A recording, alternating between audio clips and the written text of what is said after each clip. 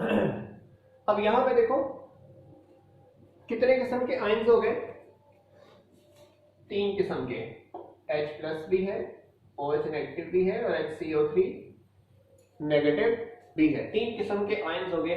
तो इसका मतलब है कि हमारे पास कार्बोनिक एसिड से ये 2 किस्म के आए और वाटर से ये 2 किस्म के आए। एक कॉमन था तो ये था हमारे पास इलेक्ट्रोलाइट आ गया, ये हमारे पास क्या आ गया, इलेक्ट्रोलाइट आ गया।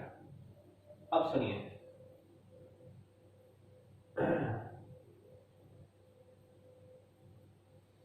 एनोड, एनोड किसे कहते हैं और कौन बनता है और किस तरह इसका जो मामला है पता है, वो जरा चीजें देखनी। एनोड, तो सुनिए,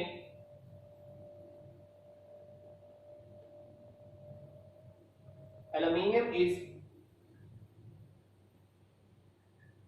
from higher in electrochemical series,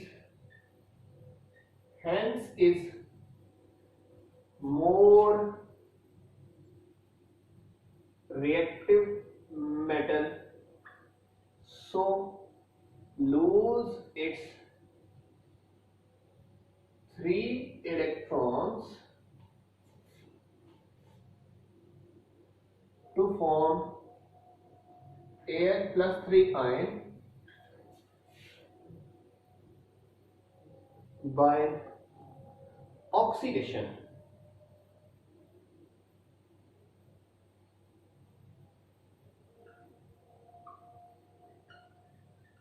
which attract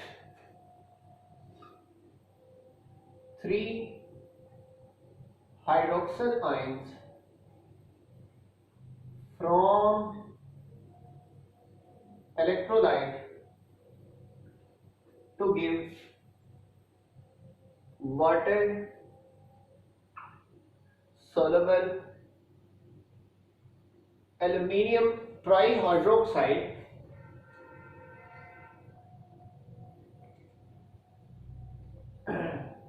which allow further corrosion by dissolving in water, hence all the aluminium get corroded। इस तरह लम्हे लम्हे करके सारा एल्यूमिनियम उड़ जाता है। क्या मतलब है, मैं मतलब समझाने लगा, जरा सुन लेना। तो कहते हैं एल्यूमिनियम इलेक्ट्रोकेमिकल सीरीज में हायर है, जो हायर होते हैं उनकी क्या होती है, ऑक्सीडेशन, और जिनकी ऑक्सीडेशन होती है उन्हें क्या बनाते हैं, एनोड, और जो एनोड बनते हैं उनकी ही क्या होती है, क्रोजन होती है। ये पहले तो बात याद रखें, जो 2 मेटल्स आपस में इन कांटेक्ट आती हैं उसमें से जो हायर इलेक्ट्रोकेमिकल सीरीज होता है अल्टीमेटली वो ज्यादा रिएक्टिव होता है, जो ज्यादा रिएक्टिव होता है उसी को ही क्या लगता है, जंग लगता है। ठीक है, तो कॉपर इलेक्ट्रोकेमिकल सीरीज में नीचे है, यानी कि उसका इलेक्ट्रोड पोटेंशियल कम है, यानी कि ज्यादा है, और जो एल्यूमिनियम है वो ऊपर है और उसका इलेक्ट्रोड पोटेंशियल कम है, यानी कि इलेक्ट्रॉन देने की सलाहियत ज्यादा है, इस वजह से वो जल्दी इलेक्ट्रॉन दे देता है और क्या बना देता है, Al प्लस 3 और साथ में इलेक्ट्रॉन दे देता है। और होता क्या है, ये जो Al प्लस 3 बन गया है वो क्या करता है, पानी से कितने OH मांगता है, 3 OH, 3 OH मांगेगा और क्या बना देगा, AlOH ट्राइस, और ये वाटर में सॉल्युबल है।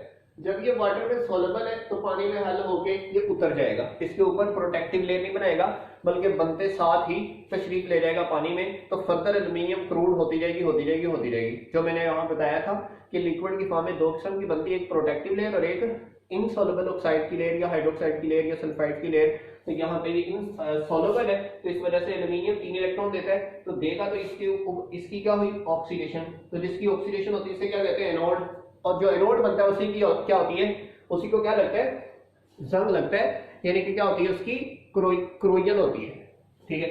अब कैथोड, कैथोड कॉपर मेटल है। अब कॉपर मेटल के पास अपने भी इलेक्ट्रॉन है, उससे तो नहीं चाहिए, लेकिन सिस्टम में मौजूद H प्लस तो है ना, ठीक है। तो सुनिएगा,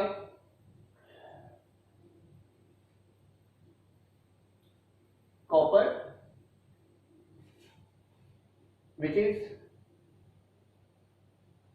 lower in electrochemical series, hence is less reactive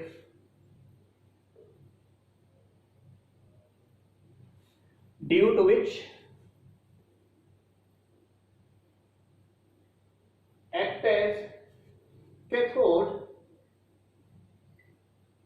and gain 3 electrons from aluminium to liberate hydrogen gas by reducing H plus ion. ये खुद को नहीं रिड्यूस करता, ये उधर मौजूद पॉजिटिव आयन का बलिदान चढ़ाता है, यानी कि उधर कॉपर अपना वाटर में H प्लस मौजूद है ना, तो ये H प्लस को बलिदान चढ़ाएगा, H प्लस को किस फॉर्म में निकाल देगा। तो इसका मतलब कॉपर सिर्फ इलेक्ट्रॉन को फैसिलिटेट कर रहा है, क्योंकि लेस रिएक्टिव, उसने तो रिएक्टिविटी में अपना पंगा लेना ही नहीं है। तो ये H प्लस आए, लाइक 2 H प्लस है, 2 इलेक्ट्रॉन लिए, वैसे तो 3 आते हैं ना, 3 है तो 3 लिए, वो फिर बैलेंसिंग में मसला होता है। तो यहां से क्या बन गया H2। तो यहाँ पे एक्चुअली क्या हुई है, रिडक्शन है ये। तो जो रिडक्शन हो उसे क्या कहते हैं, कैथोड कहते हैं। तो हम कहते हैं by this it remain unreacted. इस तरह कॉपर क्या रहता है, अनरिएक्टेड रहता है, और इसे कोई माइकल आर इसका बाल भी बीता नहीं कर सकता। ठीक है जी, ठीक हो गया। तो इस तरह एल्यूमिनियम को जंग लग गया और कॉपर को नहीं। अब मैं जरा उसकी सिंपल सी डायग्रामेटिक एक्सप्लेनेशन देने लगा हूं, ताकि आप हजरात को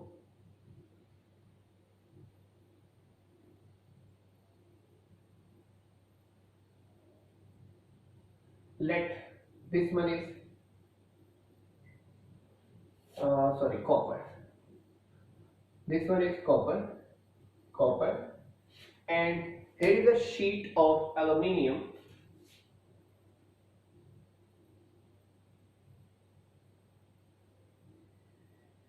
इसको हमने इन कॉन्टेक्ट इसके लगाया है।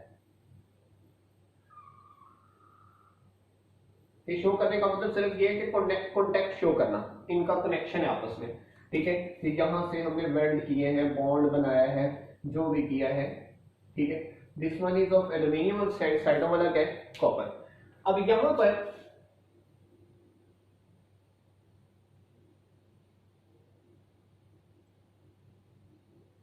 मॉइस्चर की लेयर है,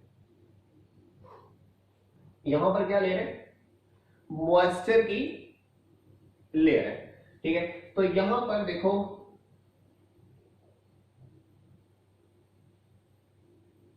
OH नेगेटिव भी मौजूद है और H प्लस भी मौजूद है। 3 OH नेगेटिव बना दिया और मैंने 3 H प्लस बना दिया, क्योंकि यहां पे ये वाली ये है जी मॉइस्चर, ठीक है जी मॉइस्चर। अब सुनिएगा, होता क्या, इनमें से रिएक्टिव कौन है, एल्यूमिनियम। एल्यूमिनियम क्या कहती है, चलो यार कोई बात नहीं, लड़ाई ना करो, वो कहता है मेरे से ना तुम एक काम करो, 3 इलेक्ट्रॉन ले लो। कितने इलेक्ट्रॉन ले लो, 3 इलेक्ट्रॉन ले लो, और खुद Al 0 से किसमें कन्वर्ट हो जाती है, Al प्लस 3। किसमें कन्वर्ट होगी, Al प्लस 3 में। जब Al प्लस 3 में कन्वर्ट होगी, ये जो प्लस चार्ज है ये फौरन यहां से नेगेटिव की डिमांड करेगा, ये नेगेटिव की डिमांड करेगा। ये एल्यूमिनियम और ये मिलकर क्या बना देंगे, AlOH ट्राइस। वो जो AlOH ट्राइस है वो वाटर सॉल्युबल है और वो फौरन किधर चला जाएगा, पानी में चला जाएगा। इस तरह एल्यूमिनियम इधर थी प्लस में आई, वो नेगेटिव को खींचेगी और सॉल्युबल बनके बाहर, सॉल्युबल बनके बाहर, सॉल्युबल क्योंकि इसके जो इलेक्ट्रॉन बॉन्डिंग इलेक्ट्रॉन थे वो तो उसने कॉपर को दे दिए। अब कॉपर क्या करता है, इसी के जो 3 इलेक्ट्रॉन है वो तीनों इलेक्ट्रॉन किसको दे देते हैं, हाइड्रोजन को।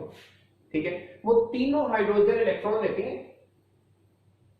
और किस फॉर्म में निकल जाती हैं, हाइड्रोजन गैस की फॉर्म में निकल जाती है। किस फॉर्म में निकल जाती है, हाइड्रोजन गैस की फॉर्म में निकल जाती है। तो यहां से हाइड्रोजन निकल गई, ठीक है, और यहां से एल्यूमिनियम निकल गया, लेकिन कॉपर को तो कोई फर्क नहीं पड़ा। तो इसलिए जो कॉपर है इस वक्त वो क्या है, कैथोड है, और एल्यूमिनियम है वो इस वक्त क्या है,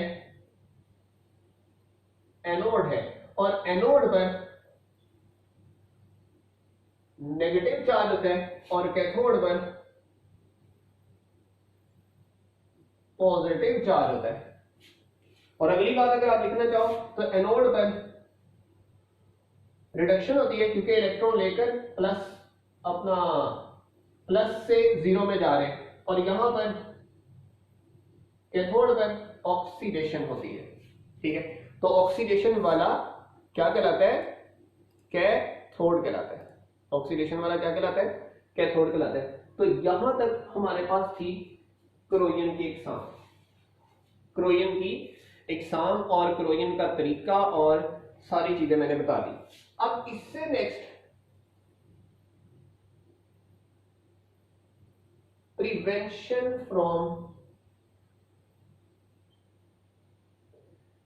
क्रोयन है। आखिरी पॉइंट जो मैं डिस्कस करने लगा हूं वो डिस्कस किया जाएगा, एक्सप्लेनेशन आप बुक से पढ़ लेंगे। ठीक है, अब 2 किस्म के अपना जो है ना वो क्रोयन है। ठीक है, और बचने के तरीके हैं, पहला, दूसरा, तीसरा। ठीक है, पहला तरीका है क्रोयन से बचने का, वो है by coating with paint, oil, varnishes, ATC.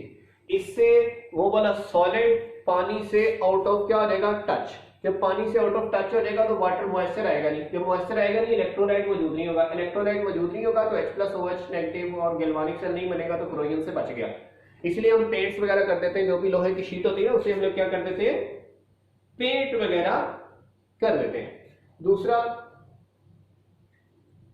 Bye alloying with different metals, alloy formation कर दो, 2 मेटल का मिक्सर बना दो। जैसे कि आपने पढ़ा हुआ है, आपको मैंने पढ़ाया था स्टील, क्रोयन फ्री स्टील, जिसको हम जंग नहीं लगा सकते, सही है। और उसके बाद by coating with other metal. अब ये कोटिंग 2 किस्म की है, कोटिंग है 2 किस्म की है, एक एनोड और एक कैथोड कोटिंग। ठीक है, एनोड और कैथोड कोटिंग में फर्क सुने। अगर एल्यूमिनियम पर कॉपर की लेयर चढ़ा दें तो कॉपर को तो जंग नहीं ना लगता, देखो कॉपर देखा तो हम देखते, तो जब तक कॉपर की लेयर ऊपर जमी रहेगी तब तक नीचे वाले के साथ पानी का टच नहीं रहेगा, इस वजह से गैल्वानिक सेल नहीं बनेगा, तो जंग वगैरह नहीं लगेगा। तो इसे हम कहते हैं कौन सी कोटिंग, कैथोड कोटिंग। इसे हम क्या कहते हैं, कौन सी कोटिंग, कैथोड कोटिंग। जैसे इसकी एग्जांपल है टिन प्लेटिंग। ये हमारे पास जो पेप्सी बोतल का होता है, पैक होता है, उसे हम क्या कहते हैं, टिन पैक। उसे हम क्या कहते थे, टिन पैक। तो वो टिन के ऊपर हम क्या करते हैं, ऊपर लोहे की जो है शीट है उसके ऊपर टिन की ऊपर चादर चढ़ा देते हैं। वो जो टिन है एलिमेंट है उसके ऊपर चादर चढ़ा देते हैं, वो चमकीला सा बन जाता है। हाँ, लेकिन अगर उसको टिन को टक लग जाए तो फौरन गैल्वानिक सेल बन जाएगा, यानी कि टिन और फिर साथ में आयरन। आयरन जो है आयरन इलेक्ट्रोकेमिकल सीरीज है, इसलिए आयरन भुड़क जाता है, टिन वैसे का वैसे रहेगा। सही है, क्योंकि टिन तो कैथोड है, आयरन एनोड है। एक तो ये हो गया कि जब हम कैथोड कोटिंग करते हैं तो अगर कट वगैरह लग गया तो हमारी मेटल जाया होगी। एक हम करते हैं एनोड की कोटिंग, जैसे क्रोम, ये वो इस तरह का नाम सुनते हैं ना, कि ये जो टूटियां पाइप, लोहे के पाइप पहले मशहूर होते थे। आयरन का होता था लोहा, इसके अंदर जिंक लगा देते थे। जिंक आयरन इलेक्ट्रोकेमिकल सीरीज है, आयरन लोअर इलेक्ट्रोकेमिकल सीरीज है। जिंक एनोड बनता है, आयरन क्या बनता है, कैथोड बनता है। अब अंदर वाली साइड पे पानी चलता रहता है, पानी को जिंक को पानी कुछ नहीं कहता, जिंक को पानी कुछ नहीं कहता। हाँ, बात का अगर कट लग भी गया तो जिंक बनेगा एनोड और कॉपर क्या बनेगा, आयरन क्या बनेगा, कैथोड। और कैथोड को जंग नहीं लगता तो फिर एनोड उतरेगा, यानी कि जिंक उतरी जाएगा, जिंक हाइड्रोक्साइड बनाकर पानी में जाएगा। जब जिंक सारा खल्लास हो जाएगा देन आयरन की बारी आएगी। तो इसको कहते हैं लोहे को बचाने के लिए हमने जिंक की कुर्बानी दी है। ये जिंक उतरी जाए खैर है, लेकिन लोहा तो बचा हुआ है, इसलिए पाइप कोई 25-30 साल लगते थे, लेकिन उसके बाद भी एक टाइम पे जंग उनको भी लग जाता है जिंक उतरने के बाद। तो इसे कहते हैं सैक्रिफिशियल क्रोयन। एक मेटल को क्रोयन से बचाने के लिए दूसरी मेटल को खुद जंग लगवा के उसे जाया करवा देना, इसे कहते हैं सैक्रिफिशियल क्रोयन। इसे क्या बोलते हैं, सैक्रिफिशियल क्रोयन। ठीक है, तो एक मेटल को बचाने के लिए दूसरी मेटल का बलिदान दे देना, इसे हम लोग क्या कहते हैं, सैक्रिफिशियल क्रोयन। तो 3 मेथड है क्रोयन से बचने के लिए। पहले पेंट कर दें, दूसरे मेटल के साथ अलॉय फॉर्मेशन कर दें, और तीसरा है उसकी कोटिंग कर दें। एनोड के साथ कोटिंग करेंगे तो नीचे वाला कैथोड महफूज रहेगा, एंड जब भी खत्म होगा, एनोड खत्म होगा, हमारी मेटल खत्म नहीं होगी। हमारी मेटल अगर महंगी है तो हम उसे बचाएंगे। दूसरी है कैथोड कोटिंग, कि हमारी मेटल के ऊपर कैथोड लगा दो। कैथोड को कोई मेटल कुछ नहीं कह सकता, कोई पानी कुछ नहीं कह सकता, क्योंकि कैथोड का मतलब ही क्या होता है, लेस रिएक्टिव। कैथोड का मतलब ही क्या होता है, लेस रिएक्टिव। इस वजह से जब उसे कट लगेगा तब हमारी मेटल जाया होगी, क्योंकि कैथोड ने तो उस वैसे ही रहना, ऊपर रहना। जैसे उसे कट लग गया, टक लग गया, तो कैथोड और एनोड के गैल्वानिक सेल बन गया, साथ ही उसका अंदर से जंग लगना शुरू हो जाएगा, साथ ही खल्लास हो जाएगा। तो ये मेथड थे प्रिवेंशन ऑफ क्रोयन के। चैप्टर नंबर 6 कंप्लीट हुआ। बाकी इसकी थ्योरेटिकल पोर्शन आप बुक से स्टडी करेंगे। अगर कोई मसला हुआ, कोई भी प्रॉब्लम हुआ, तो आप लोग मुझसे क्वेश्चन करेंगे। Thank you very much. Chapter number 6 is completed. Next lecture will be uploaded soon of chapter number 5, 3 and 4। अल्लाह हाफिज। कोई भी क्वेश्चन हो जरूर पूछिएगा, और साथ में हमारा चैनल भी सब्सक्राइब करें। Today chemistry by Mohammad Talha Noor. Love you all.